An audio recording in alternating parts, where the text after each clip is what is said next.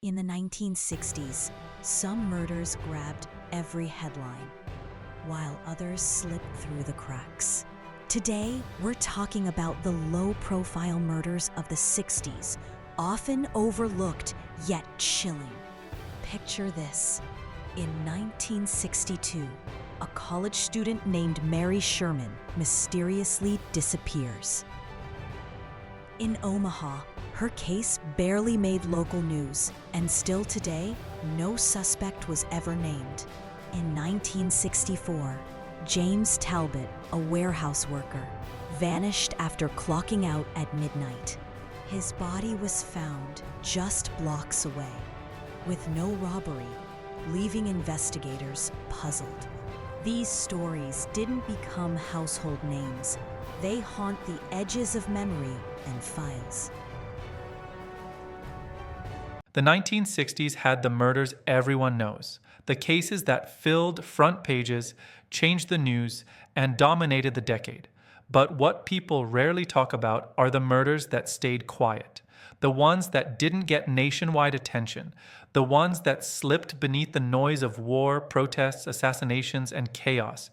These stories rarely get told, but they're some of the most haunting mysteries of the entire decade. Let me take you back to 1961 in Tulsa, Oklahoma. A young secretary named Linda Fairbanks left work at exactly 5:30. She said goodbye to her coworkers like any normal day. She got into her car, started the engine, and vanished. The car was found later that night still running, purse on the seat, driver's door cracked open. No sign of a struggle, no witnesses, no trail. At the same time, the Bay of Pigs and Cold War tensions dominated headlines, so her disappearance barely lasted a single column in the local paper. Her family searched for years, but Linda's story faded into silence. Now travel to 1963 in Maine. A fisherman named William Red McAllister went missing after leaving a small harbor bar. He was known by everyone in town, a friendly guy with no enemies. The next morning, his boat was found drifting near the rocks with the engine off. Red was nowhere. Locals believed someone met him at the dock, someone he trusted enough to approach in the dark. The nation was focused on the March on Washington and growing civil rights tensions, so Red's disappearance barely made regional news. His case was quietly filed away as unresolved, but everyone in that small coastal town believed someone got away with murder. In 1965, in a quiet suburb outside Chicago, a teenage girl named Carol Benton was found in a wooded area behind her school. There were no signs of robbery, no clear motive, no suspects. Detectives believed she was targeted by someone who lived nearby, someone who knew exactly where she walked every afternoon. But that same week, the Watts riots, Vietnam coverage, and national unrest drowned out her story. Carol's murder never left the city limits, never got the spotlight, never received the attention needed to solve it.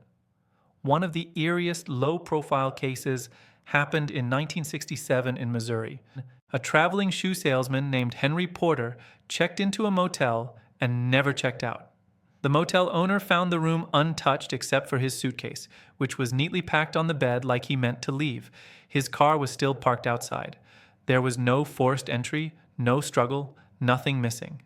It was as if he walked out the door and vanished into air. With the summer of love and massive cultural shifts dominating America's attention, Henry's case stayed buried inside a thin manila folder in a county sheriff's office. Then there was the 1969 case of high school teacher Margaret Ellis in Pennsylvania.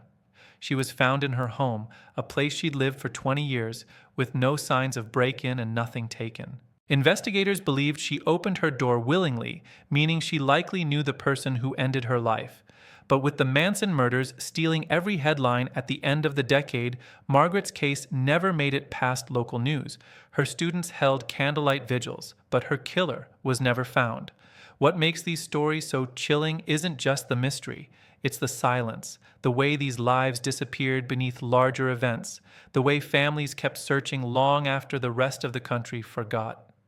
These were real people, workers, students, parents, friends, whose stories were overshadowed by a turbulent era that couldn't stop moving long enough to notice the 1960s shaped history in ways we still talk about today.